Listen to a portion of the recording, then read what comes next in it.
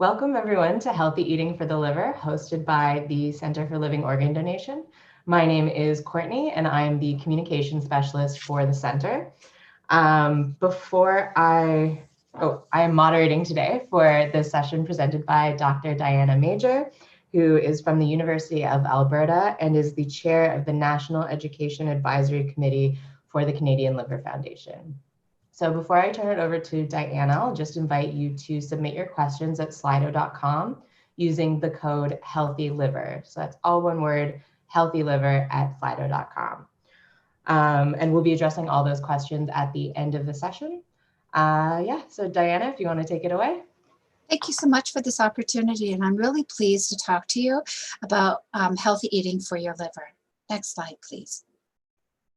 So this presentation will focus on what you should eat to keep your liver healthy for individuals with mild liver disease and for potential liver transplant donors. We'll focus on a discussion about what foods are healthy in your diet that are rich in protein, complex carbohydrates, and healthy fats. We'll also give you some advice about how much salt is okay to eat in your diet. Next slide. So the liver is such an important organ for overall health. It should be considered as a main train depot where everything we eat, breathe, or touch gets processed by the liver and then gets stored either in the liver or shipped around to other parts of the body. So examples of the key liver functions is that it regulates hormone balance, it regulates the body's cholesterol levels, produces bile, which you need to absorb fat and fat-soluble vitamins, and it manufactures so many important proteins for body functions in the body. Next slide, please. So the role of nutrition is to support liver in having the building blocks that are needed for regeneration and repair. There are over 100 different types of liver diseases, and you can be asymptomatic even when 2/3 of your liver is damaged.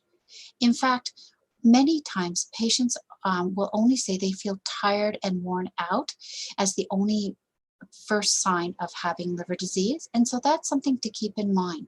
Liver-friendly eating patterns that support your damaged liver cells are really important because they can promote cell regeneration and slow liver disease progression. And there are many different types of dietary modifications for specific types and stages of liver disease. Next slide, please. So one of the most important messages to eating a liver-friendly diet includes eating a diet that's rich in fiber and antioxidants, such as fruits and vegetables and whole grains. And that also includes protein sources in the diet that come from foods such as fish, low-fat dairy or lean cuts of meat, and or plant-based sources of protein such as soy, tofu, and legumes. You will find these foods are quite tasty and they are packed full of important nutrients. And don't forget to also consider nuts and seeds, as they also contain sources of healthy fats. These fats are healthy for both your liver and for your heart and can contribute a lot to flavor in your meals. Next slide, please. Health Canada recently updated the nutrition food guidelines, and you can see from this plate that about half of your plate should come from shimmering fruits and vegetables, so of many different colors. Orange, red, green, yellow are all really healthy choices.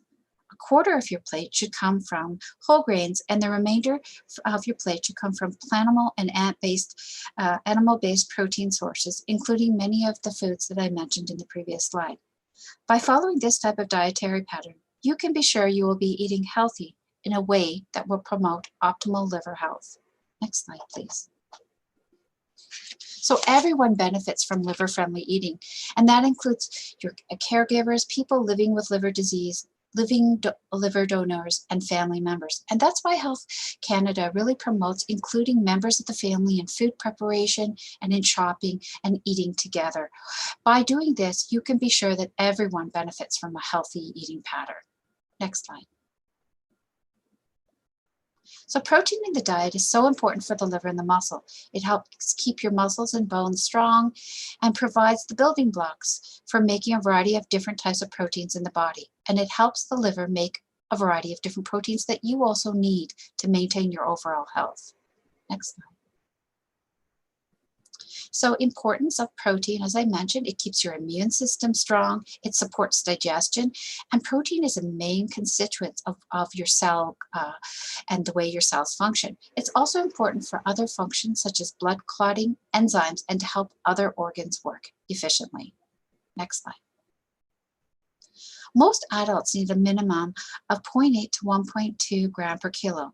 Some individuals with liver disease may even need more, but in the early stages of liver disease, 0.8 to 1.2 or 8 to 12 ounces of protein per day is deemed sufficient. Both plant and animal-based proteins are healthy for your liver.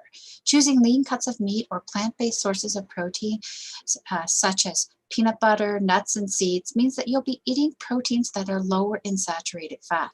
And this is really important from the overall health of your liver, particularly if you have a fatty liver, as diets high in saturated fat have been associated with an increased risk for developing this type of liver disease.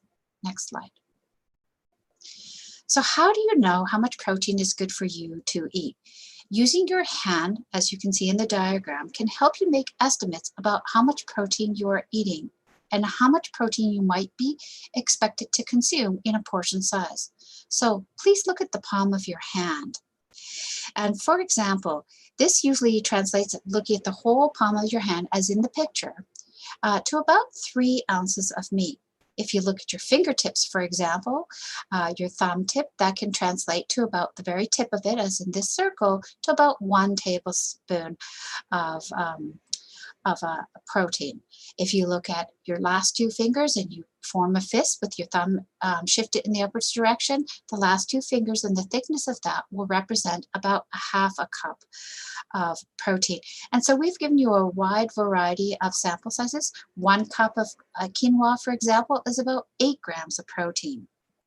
So, of course, there is some variability on estimating the amount of protein you eat depending on the type of foods that you eat, but these can give you some general ballpark ranges of letting you know how much protein you're eating in that piece of meat that you're eating, or in that 3/4 of a cup of tofu, which is a great source of protein at 12 to 15 grams. Next slide. Look at all the great nutrients you can get from both animal and plant-based proteins. For example, plant-based proteins are higher in fiber, potassium, calcium, and a lot of antioxidants, such as polyphenols, while animal-based proteins are great sources of iron, magnesium, and zinc. You need all of these nutrients to make your liver healthy. I'm often asked which type of protein is healthier for you, and the answer is that both types of protein are healthy, but plant-based proteins do confer one major benefit in that they contain quite a bit of antioxidants and fiber, which are important to protect your liver from being damaged and from fat being built up. So it's always great to make sure that your dinner plate or your lunch plate shimmers with half of that plate of green, yellow, orange, or blue fruits and vegetables. You choose which ones you like the most.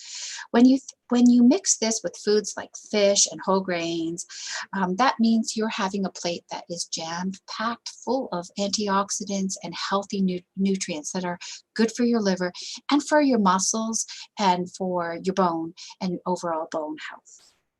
Next slide. Pulses can be a great source of folate and fiber in your diet, and they can add a lot of zest to stews, stir fries, curries, and casseroles that you want to eat. They are relatively inexpensive and versatile. If you don't typically eat these foods, then you want to start slowly because they are higher in fiber. And if you eat a lower fiber diet, you might find a rapid increase in fiber intake can cause you a little bit of stomach upset. So the best idea is to start with, add a tablespoon of a pulse to your food, and or to your lean meats, add some kidney beans, for example, a tablespoon to your curry, to your chili, and that will and then increase it by 1 tablespoon each time you go to eat that. And you'll find that this will give your food a lot of flavor and texture to go along with it. Next slide.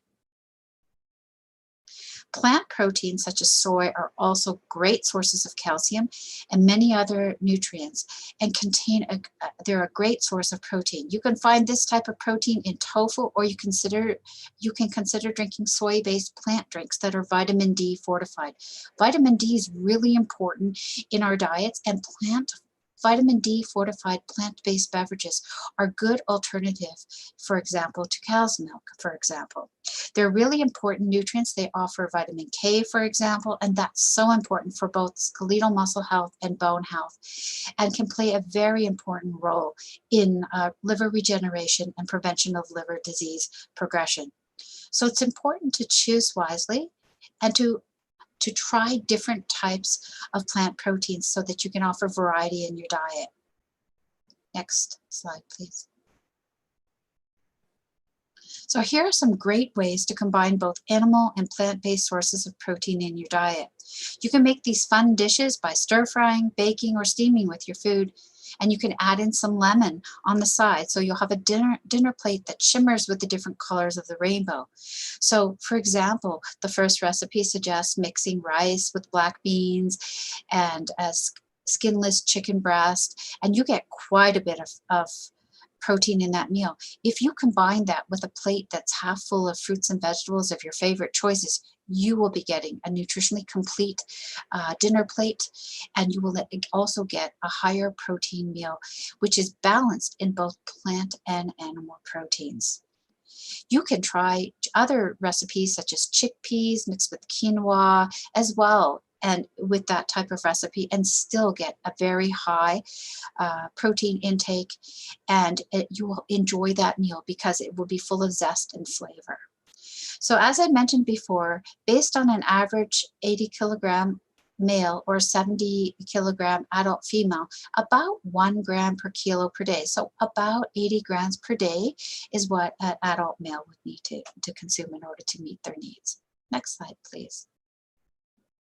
So your key takeaways with protein is your liver needs protein to prevent muscle loss, to fight off infection and deliver nutrients to other organs in the body. Both animal and plant-based proteins are healthy, particularly lean cuts of animal-based proteins. Plant-based proteins are often preferred because they are condensed in terms of a lot of micronutrients and antioxidants that help fight off liver damage. They are also predominantly low in saturated fats. Next slide, please. So now we're going to talk a little bit about carbohydrates in the diet. Next slide, please. So carbohydrates are essential nutrients, and they provide many important nutrients. They're a source of energy, fiber, vitamins, minerals, and phytochemicals. But not all carbohydrates are created equally. Look at the picture on the side. You see pasta, you see sugar cubes, you see fruit. So carbohydrates are important to help you maintain your blood sugar, but it's best to choose foods that are high in complex carbohydrates that are also high in fiber, such as fruits and vegetables, whole grains. They offer higher levels of micronutrients and more fiber. Next slide, please. So which foods contain these carbohydrates? As I mentioned previously, fruits, vegetables, whole grains, lentils and beans, dairy products are a healthy source of carbohydrates, and they also contain vitamin D and protein, nuts and seeds, and refined carbohydrates. Simple sugars like glucose or fructose that are found naturally in fruits and vegetables are healthy for your liver. And that's something that's really important to know, because we hear a lot in the literature and in the public about how sugars are bad for your liver. The sugars that are found that are naturally occurring in fruits and vegetables are healthy sugar. It's more important to avoid extra sugars, such as table sugars, or extra sugars that are found in processed foods, like high fructose corn syrup. Those should be avoided because they can cause extra fat to be built up in your liver. And this is particularly important for individuals with non-alcoholic fatty liver disease, because excess sugars, added sugars in the diet, can contribute to fat buildup. And it's also important for a liver donor to limit their intake of these type of foods, because it can also contribute to the development of a fatty liver. So when you're choosing carbohydrates to eat, Choose whole foods. Choose fruits and vegetables, whole grains, dairy products. Those complex carbohydrates and combined with the fiber will give you a very healthy intake of carbohydrates. Next slide. So eating liver-friendly means emphasizing whole foods and fiber. Eat foods that are naturally occurring, such as fruits and vegetables that contain simple sugars. Those sugars, such as fructose, that are contained in these foods are healthy for your liver. Choose foods that contain complex carbohydrates like whole grains, nuts and seeds, legumes and vegetables, and choose least often processed foods such as sugar-sweetened beverages or foods with added sugars such as cakes, candies, and other processed foods. Next slide. Why do we even want to eat fiber, which you get in these foods?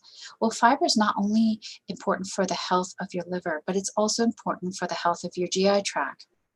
Fiber promotes overall health because it keeps our bowel motions regular, it helps regulate our blood sugar, and it's really helpful for lowering blood cholesterol and promoting digestive health. Overall, it can also help with weight management because foods that are high in fiber can give you an earlier sense of fullness compared to foods that don't contain this. Only plant-based foods have dietary fiber in them. Next slide. So it's important, as mentioned, to limit or avoid the intake of refined carbohydrates. A lot of these foods that are pictured in the right contain high fructose corn syrup, particularly carbonated beverages. This high fructose corn syrup adds sweetness to our foods, but it also contributes to an increase in fat synthesis in the liver.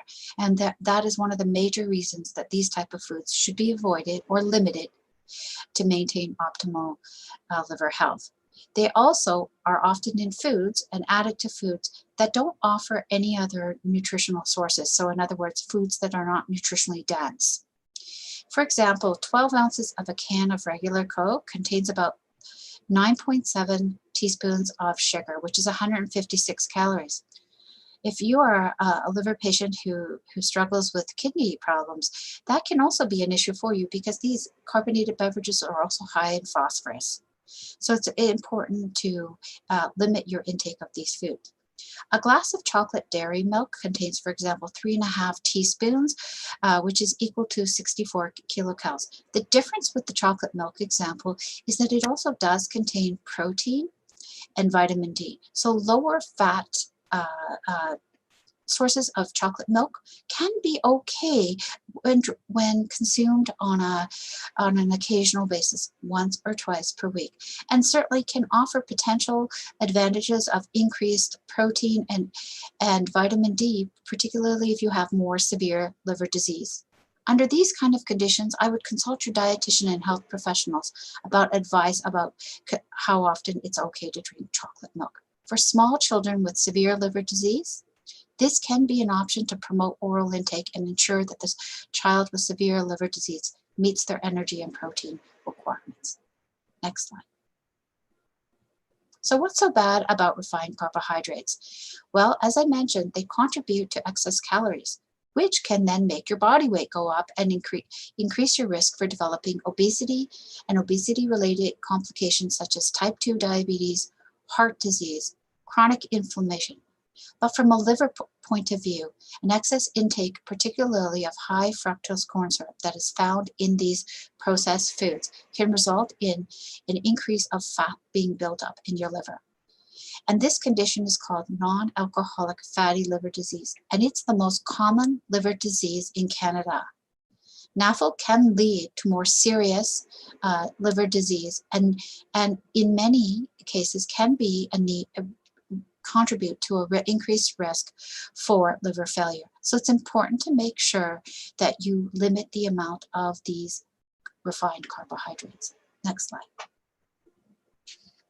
So how do I know if I'm eating the right amount of carbohydrates? So while the recommendation is to eat 50 to 55% of your daily calories as carbohydrates, it can be challenging as a consumer to look at all those individual foods in the grocery store and know which food is higher in carbohydrates and which isn't. So if you read food labels and you look to the left here and you'll see in a circle here, the first thing we'll note about this food label is there's 0% fiber. So we already know it doesn't contain a lot of the complex carbohydrates we were talking about that's healthy for your liver. The sugar content is listed at 22%. So that actually means that this food is very high in sugars. Any food label that shows a percent daily value over 15% is a food that's designated as a high containing food. So this particular food label suggests that this is a food that contains a high amount of sugar in it, and I would not choose it. So when you're going to the grocery store and let's say you're looking at 2 tomato sauces, which one should you choose when you're looking at the sugar label? Choose one that's less than 10% if you can, and even better if you can choose less than 5% for added sugars. Because a DV that's less than 5% is a food that's considered low in that particular nutrient. Something above 15% is very high in that nutrient and would not be a good choice for your liver health. Choose an item. If you take the 2 tomato sauces, choose the one with the lower percent DV in this case. Next slide. So the key takeaway messages are that carbohydrates are an essential part of a healthy diet and provide important nutrients. Not all carbohydrates are created equal, so choose your carbohydrates wisely. Emphasize fiber-rich carbohydrates and low-fat dairy products or plant-based alternatives fortified with vitamin D. And please limit or avoid your intake of refined carbohydrates, including those with added sugars, such as high fructose corn syrup. Next slide. So our next topic that we're going to talk about is fat. Next slide. So why do we need fat? It provides the body with energy, it supports brain and eye function, supports cell structure and enzyme function, and is really important to the structure of some important vitamins such as vitamin D. And frankly, without some fat in your diet, you will not absorb the fat-soluble vitamins such as vitamin D, A, E, or K as efficiently.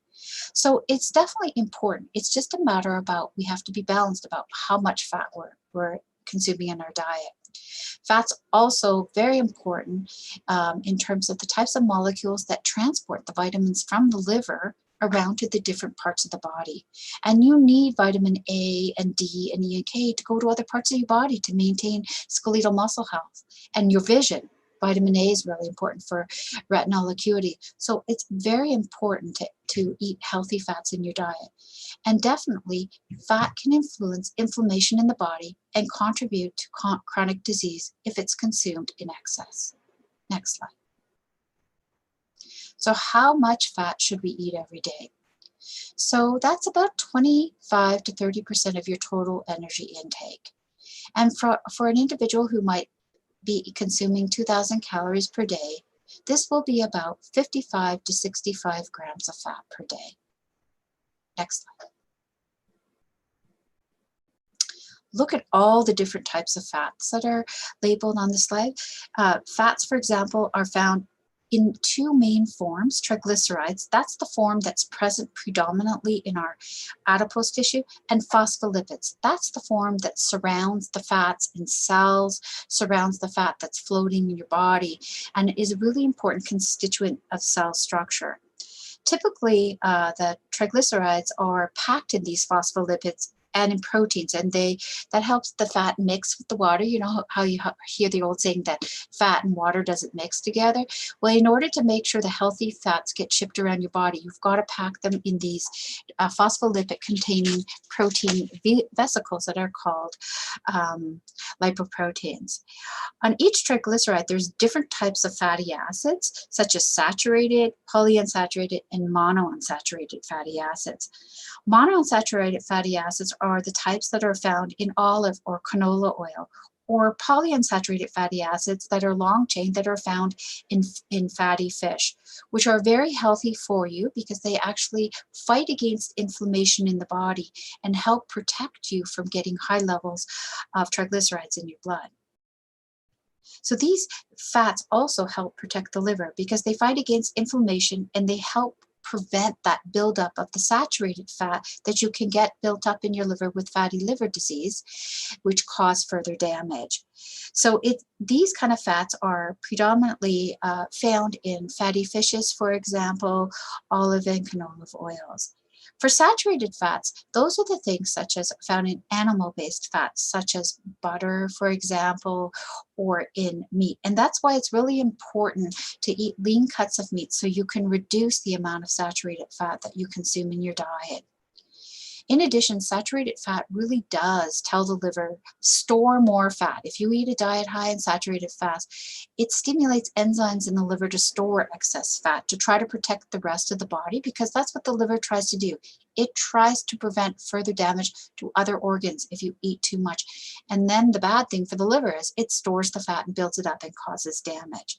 The last type of fat shown on the right are the fats that are found in a lot of fried foods or sugar sweetened foods, and those are called trans fats. And so those are found in a lot of packaged processed foods. Although the Canadian government has sought to reduce these substantially in the Canadian diet, they are still something that you need to watch for in food that's imported from other places in the world. And they're typically found in these snack foods that are illustrated. These are not healthy for your liver or for your heart and should be minimized in the diet in order to keep your liver healthy. Next slide. So eating liver-friendly means choosing unsaturated fats that are presented to the right. Fatty fishes such as salmon, avocado, consuming salad dressings with olive oil, for example, or canola oil. Eating nuts, seeds, and fish are really important, and trying to avoid high fat intakes and fats from processed foods. Next slide. The key takeaways are focus on consuming foods with healthier fats, which are often found in plant-based diets. When consuming fat from animal sources, it's really important to choose those lean cuts of meats, eat fish, and use healthier oils such as extra virgin olive oil or canola oil. Next slide. So sodium. What about sodium? Next slide. Sodium is an important nutrient in our body because it's important for transmission of nerve signals, contraction and relaxation for our muscle fibers, and also it's really important for blood pressure management. Too little can be a problem, just like too much can be. So how much do we need to eat?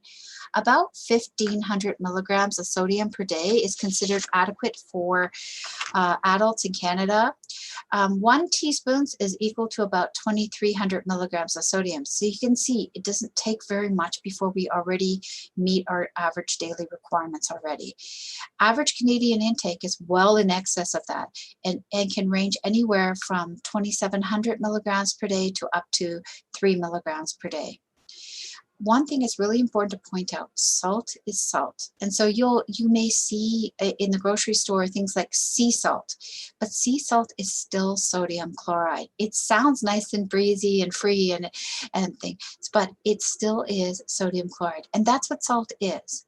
And so it's not better to choose a sea salt over a table salt in the store because you're still receiving sodium chloride. Excess sodium definitely is harmful to the body. It's certainly one of the #1 reasons for developing kidney problems and hypertension in the Canadian population. And so strategies aimed at trying to reduce dietary sodium intake are really important to maintain liver health. Next slide. So where do we find sodium in our diet? Most sodium is added to foods during manufacturing. So examples of high sodium foods can include regular and processed cheese or cheese spreads, commercially prepared pasta, tomato sauces, salsa. Definitely takeout food can be very high in sodium. Preserved vegetables or commercial vegetable juices, salted nuts, popcorns, chips, pretzels, as well as a wide variety of smoked and dried meats or fish. So when you think of processed foods, you should be thinking that this will be a higher source of sodium. Next slide. Again, when you're in the grocery store and you're trying to decide between two cans of tomato sauce for when you go to prepare your spaghetti, looking at the food label is really important. So if you remember from the earlier slide, I mentioned that anything that has a percent DV, and you can see the percent DV right here, that's greater than 15% would be a food that's higher in sodium. Best for sodium in particular to look for something less than 5% because that's a lower source of added sodium. This food label is great because it actually says 0% sodium. It does give you some indication of the potassium and the calcium. It's a good source of potassium, a low source of calcium because again, it's less than 5%. So when you're looking in the grocery store at food items, please read the food labels. Buy lower sodium versions of packaged or processed foods. When you go to a restaurant, request less or no added salt be added to the restaurant meals, and enjoy home-cooked meals at home where you can refrain from adding extra sodium to the dish and explore sodium-free alternatives to spice up your diet. Next slide. So what can you do with, what are some of the basic ideas you can do to spice up your food without using sodium? Well, you can use fresh produce. Adding lemon drops to food can really add a new zest. Adding garlic or onion or shallots or ginger, pepper, all can give your food a zest. Start small, start slow if you're not used to eating these foods. Dried herbs and spices are great choices, but don't choose those onion or garlic salts that you see in the store because when you see the word salt, that means that spice is not 100% ginger or garlic that contains sodium chloride. You can consider the use of commercial salt substitutes, but fair warning that you need to consult your dietitian or doctor about these because they can be high in potassium chloride. And for some individuals with kidney problems, that extra potassium may not be so healthy for your kidneys. So that's something you should talk to your dietitian about. And get creative. Try vinegar or nutritional yeast. It can really give your food a new flavor and a zest. And it's always good to try different ways of doing things. Lemon and lime are great places to start if you're not a person who has been adding spices to your food on a regular basis. Next slide. So the key takeaway messages for sodium is we do tend to eat more sodium than we need. The recommendations are to aim between 1,500 and 2,000 milligrams of sodium per day. So be mindful of the sodium content in the packaged goods and ready-to-eat foods that you're purchasing at the grocery store. Read the food label and aim for a percent DV with the lowest value that you can find, preferably under 5%. And explore salt-free alternatives to spice up your recipes. Next slide. So in summary, liver-friendly eating allows the damaged liver cells to regenerate and can help to slow down the progression of liver disease. Healthy eating tips include eating and enjoying a variety of low-fat, high-fiber whole foods. Enjoy plant-based protein often. That's why Health Canada says to fill up half your plate with fruits and vegetables and the other quarter of that with whole grains. Choose lean animal-based protein if you prefer animal-based foods. They are very healthy choices. And choose healthier fats such as canola oils or olive oils. Limit or avoid processed food intake with added fat, sugar, salt, and animal products that are rich in saturated fats. By doing so, you can be sure that you will be eating a liver-friendly diet and promote liver health. Next slide. So if you have any questions about liver-friendly eating, we do encourage patients, caregivers, and donors to ask questions, and I believe we'll be opening up this session to it. You can send your questions to living organ donation at uhn.ca. And always check with your healthcare provider if you are uncertain about a dietary restriction or recommendation. Next slide. Thanks for joining us. If you like this video, please like, comment, and subscribe to our YouTube channel for more about healthy living before and after transplant and living donation. A special thank you to the Canadian Liver Foundation. And this was presented by the UHN Center for Living Organ Donation. You can see their link below at livingorgandonation.ca, their phone number at 416-340-5400 for further information. Thank you.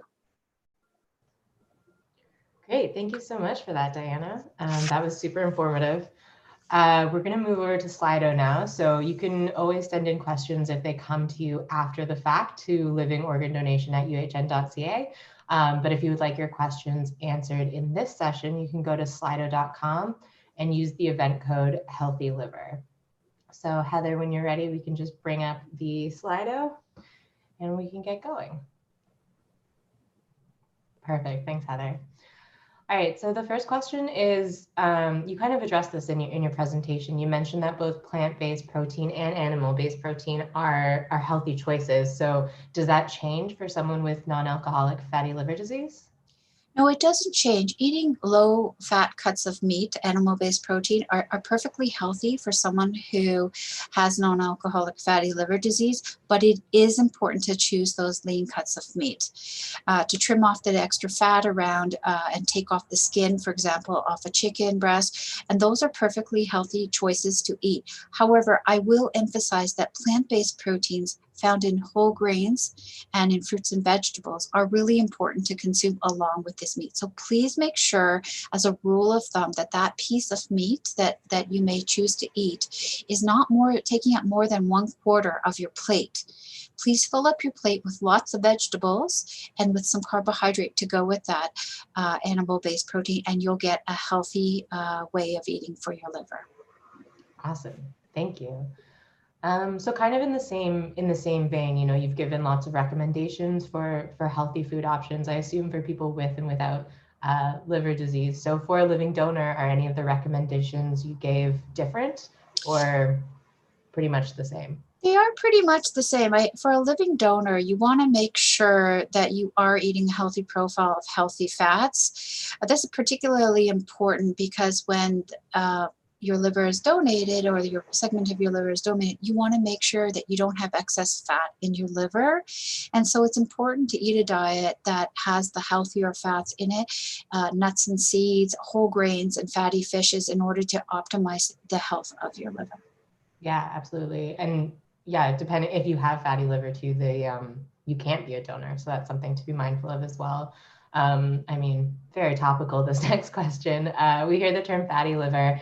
What is it and how does one avoid it? So I think this one you addressed a little bit too, but maybe we can just go over with the broad strokes. Sure. So a fatty liver, all of us have fat in our liver to some extent, but a liver that contains more than 5% of its total volume and weight is considered to be a fatty liver. You have more fat than what occurs in a healthy liver. And so having excess fat stores in your liver can cause your liver to become inflamed and sore. And it can result in liver damage, and that liver can be having all this extra fat, but then the fat can cause inflammation, and that can cause the buildup of fibrosis and cirrhosis in your liver. So the fatty liver just refers to the very early stages of non-alcoholic fatty liver disease. You can actually do something about that to prevent it from getting worse. And by avoiding some of the foods we talked about, including sugary soft drinks and sugary foods, you can prevent further buildup of fat in your liver, and actually can reverse it to some extent, to a large extent. And so that's what it is. To avoid it is in large measure is to avoid these sugary drinks. Sugar in particular stimulates insulin in the body to be synthesized, and then that stimulates more fat to be made in your liver, and that's not a good thing. So avoiding those kind of foods, the sugary sweet foods and foods high in saturated fats, that's how you can avoid developing it. You want to reverse it, focus on half that plate being full of all those different colored vegetables, and that will give you lots of antioxidants, which will fight against the inflammation that excess fat in the liver causes. By choosing whole grains, you can slow down the absorption of sugar, and again help the liver not make more fat in the liver. So really important to eat. To avoid it, the most important thing is to eat those type of foods. Fatty liver often happens also in individuals who are overweight and obese. So maintaining a healthy body weight is really important.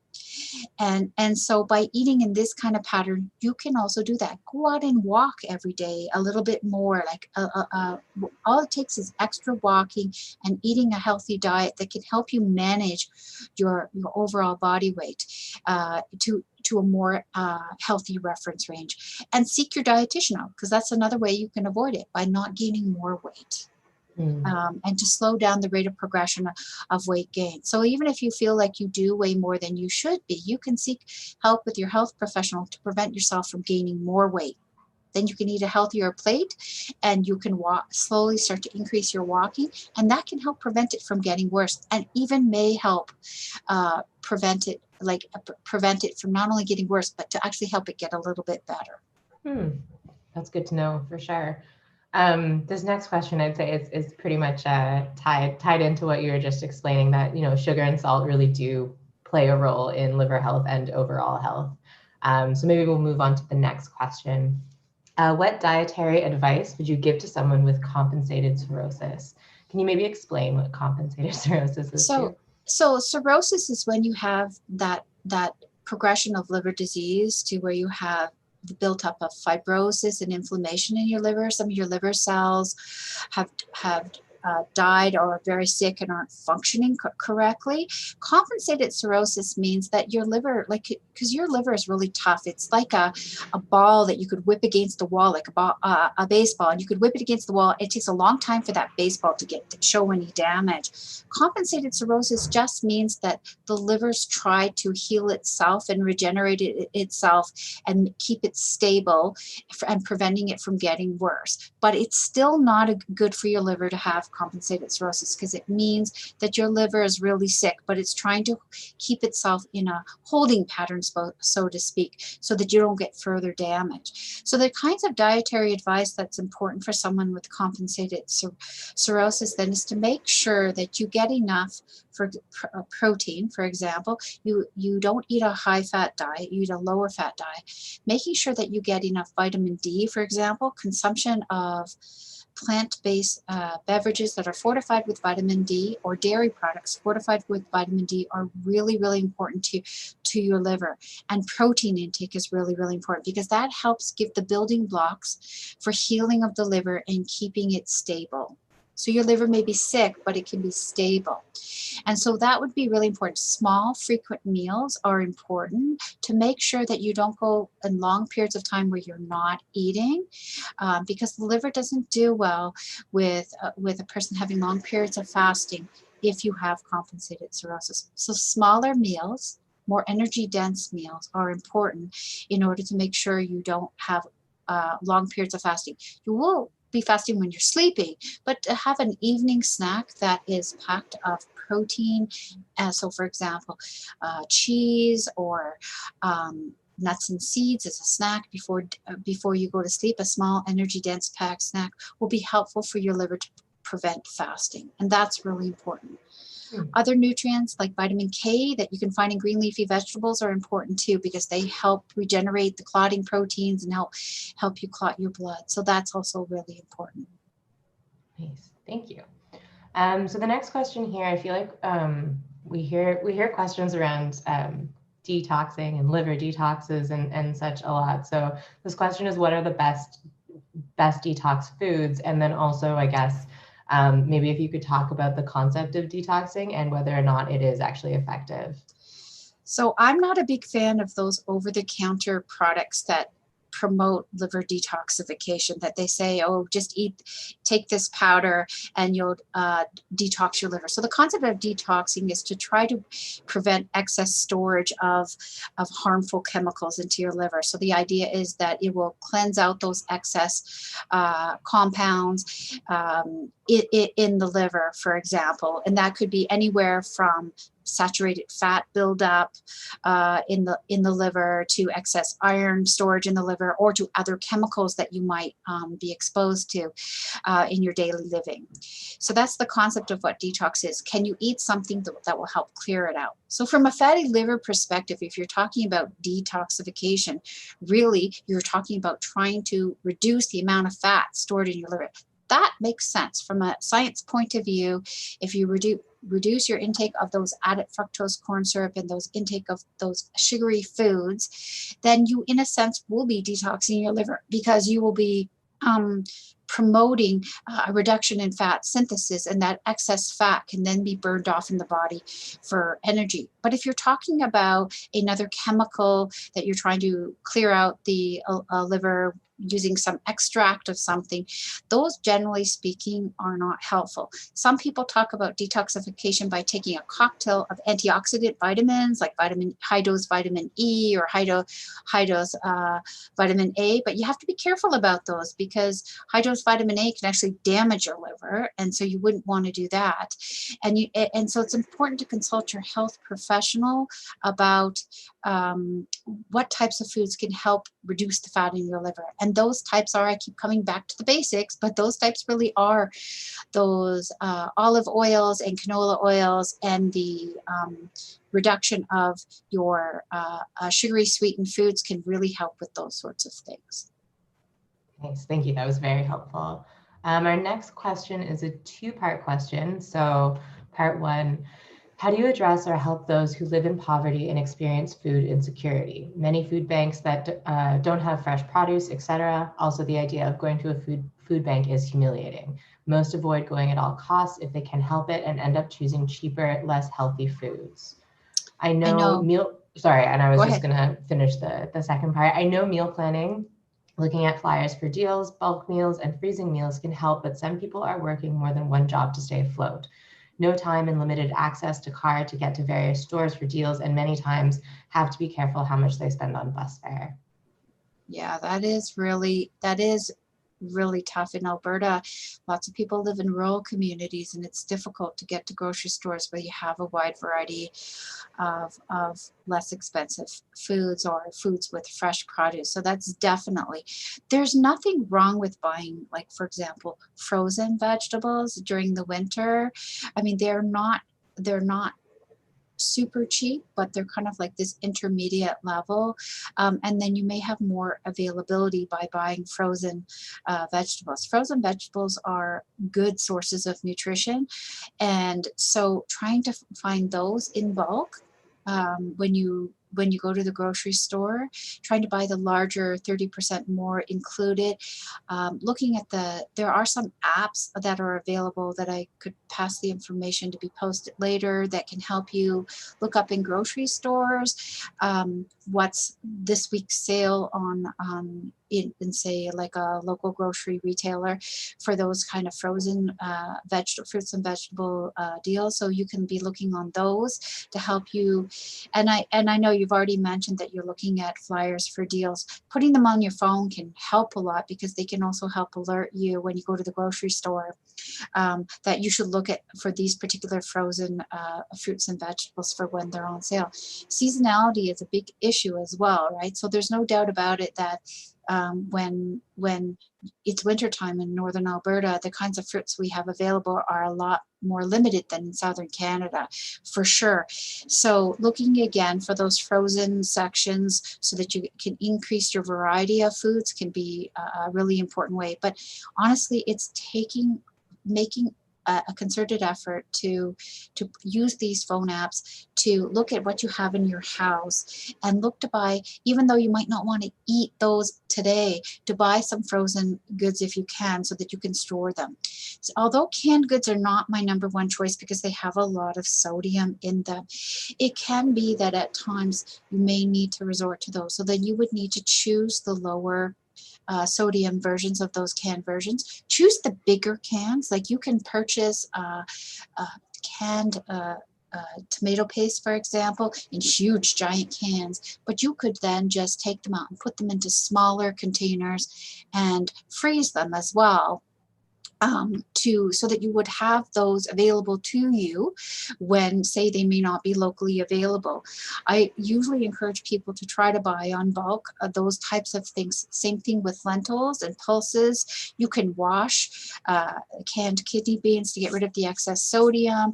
You can store them in small container and put them in your freezer so they're available to you later when things are more expensive. And that's definitely hard. Definitely I can relate to to having limited access to a car. In some places in urban Canada, the public transit system it can be available, but in rural parts of Northern Ontario or in the prairies or in Alberta, that can be a lot harder. So that again means that planning ahead of time is so important in order to get access to some of these foods. Absolutely. So next question, is kombucha safe to consume if someone has liver disease? I will be honest, I don't think that I'm an expert on that, so I think I'll pass on that question. Okay, that's fair. Just based on my limited knowledge of kombucha, like it does need white sugar to ferment, right? So Yes. I don't know. Anyway, obviously I'm not the expert here. I have no knowledge that it's harmful. What I just want to say is that I don't think specifically going to promote optimal liver health, but I don't believe it's harmful. Right. So best choices for fatty liver disease. I think we've kind of covered this one. So maybe we'll move on to the next one. Can stress cause or worsen non-alcoholic fatty liver disease? If it interferes with your sleep patterns, yes.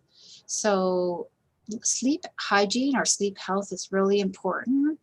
And if your stress at work or the stress of daily life prevents you from sleeping well, please consult your healthcare provider. Sleep hygiene is so important of trying to reduce your stress before you go to lay down to sleep at night. Coffee is great for your liver. It's healthy for your liver, but please avoid drinking coffee after 3 o'clock in the afternoon, because otherwise you'll be up and that will interfere with you being able to achieve a restful sleep.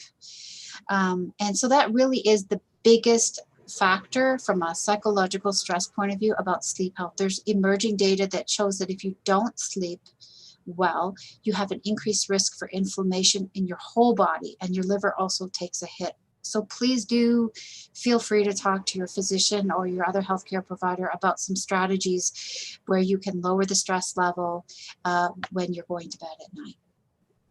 Great. So next question. If you have been advised to get more of your calories from protein than carbs, what percentage should be aimed for? So most people with mild liver disease or non-alcoholic fatty liver disease need to get calories in the percentage calories about 15 to 20%. But there are some patients with more serious liver disease that might need to get, 20 to 25% of their calories max from protein.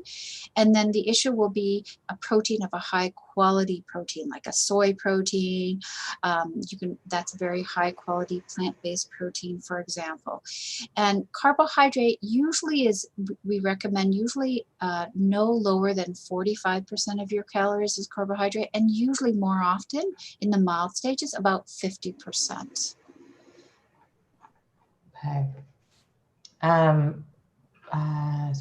Best nutrition for transplant recipients. So again, the recommendations in your presentation, I gather kind of cover this. So would you say they're more or less the same or different? Patients that are going to receive a transplant, that usually means that their liver's not working and is more sick. Mm-hmm. And so the best nutrition, although the application about don't consume too many simple sugars does apply, about the high fructose corn syrup, that's important.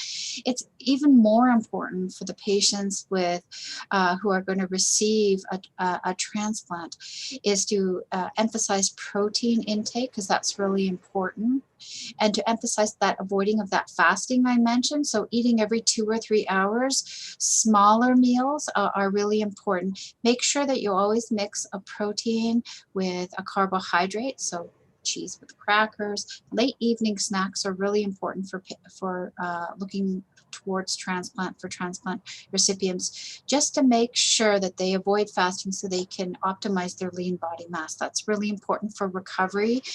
You need protein for your immune system, and very, very important. Great. So for the second question, I'll just say that the slides will be available. I'm sorry, the slides will not be available, but a recording of this session will be available after the fact. So next question, can you convert fatty liver to a healthy liver by eating healthy food? Indeed, you can. So you can reverse in the early stages of a fatty liver, you can reverse the fat buildup.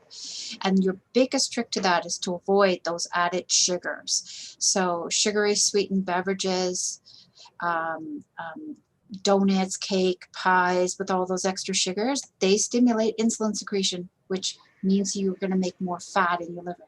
You want a healthy liver, then avoid those. Eat the healthy sugars from fruits and vegetables and from whole grains, because those type of sugars don't increase the fat synthesis in the liver. So by doing that, you can convert and reverse a fatty liver. Great. I find breakfast the hardest meal to have a rounded out meal to prevent hypoglycemic type attacks in the morning. Can an example be provided? So if you're experiencing challenges with low blood sugars, it's important to eat complex carbohydrates. And it depends on when you're saying you find it the hardest meal to eat. Maybe I'm not quite sure if you mean that it's hard to eat very much in the morning because you still don't feel hungry yet. It'll be very important, if that's the case, to take a complex carbohydrate like a oatmeal. 100% oatmeal, not the packaged ones with the added sugar, but oatmeal, and add some fruit to it, such as strawberries, berries with that. And then you'll get a combination of the sugar from fruit, the naturally occurring sugar from fruit, and then you'll get a more complex carbohydrate, soluble fiber like oatmeal that has fiber in it that will slow absorption, so that you'll get a consistent exposure to blood sugar entering from your GI tract, and that can help prevent hypoglycemic attacks in the morning. If you find it hard to eat a half a cup of cereal, I understand that with the fruit, then perhaps start with a quarter a cup, half an hour later, eat a little bit more, so that you're distributing your food intake over a longer period of time. Do not drink a lot of liquids prior to eating is another strategy, because if you're easily filled up, if you drink water or a lot of coffee before that, then you aren't going to feel hungry, and that can be problematic too. So eat the food first and then take your coffee afterwards. Great. So next question. I am a healthy eater and cook all our meals. I restrict salt, I restrict sugar, I restrict fat. I could probably do better, but not sure what else would help my AIH. Which is autoimmune hepatitis. So, I mean, it sounds like you already are doing a great job with what you're doing. It's hard for me to comment specifically on that. What I would think that protein would be, again, very important in vitamin D. So I would ask you to consider, do you consume vitamin D fortified dairy products or plant-based products? Look on your food label to make sure when you eat yogurts, for example, not all yogurts are fortified with vitamin D in Canada. I would strongly recommend looking at your food labels to see if they contain vitamin D in your dairy or some of your plant-based options, because vitamin D is really important for autoimmune diseases, and there's evidence that having really low levels in your blood of vitamin D can adversely impact individuals who have autoimmune diseases. So I would talk to your healthcare professional, but you can start with looking at the food label, and I encourage you to try either the plant-based sources of vitamin D and or the dairy, depending on which you tolerate better. Great. Okay, so we covered like kind of general daily salt intake. How much salt would you say is too much salt? Well, I hate to say it, but more than that 1 teaspoon of salt that I showed you in that picture is too much. So if each meal you're consuming is a processed food meal, you'll be about 5 times too many over. So too much salt is really more than a teaspoon. Trying to minimize the intake of canned products. Like I said previously, you might have to resort to canned products for like the beans and stuff. But I also mentioned in that trying to reduce the amount of sodium by washing off those beans and then storing them frozen later will help reduce it. So try to avoid processed foods, and that in itself is going to help reduce your sodium intake by more than 50%. Great. So I think last question here. Any additional questions you have or questions that you feel like you didn't get the answer to, you can send them to livingorgandonation@uhn.ca. but this is the final question we'll take for this session. So how many grams of carbohydrate should you consume a day if you have type 2 diabetes? Okay, so in general, we say that about 50% of calories max should be from carbohydrates. So if you eat a 2,000 kilocal diet, then the amount of grams is about 250 grams of carbohydrate a day, which would be a ballpark figure about how much you should consume. It definitely, if you eat that vegetable plate, half of vegetables, and then according to Canada's Food Guide, and you have at least 2 meals per day in a day that resemble that kind of eating pattern, you'll be well within that range. I will give a caveat that some people need to eat less calories than 2,000 and some need to eat more. So it can vary somewhat depending on your age and your weight and so forth. But an average 2,000 calories would be 250.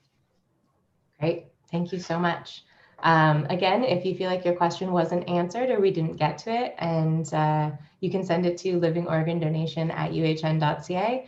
Diana, thank you so much for providing your expertise. And thank you everyone who joined us. We'll see you next time. Thank you.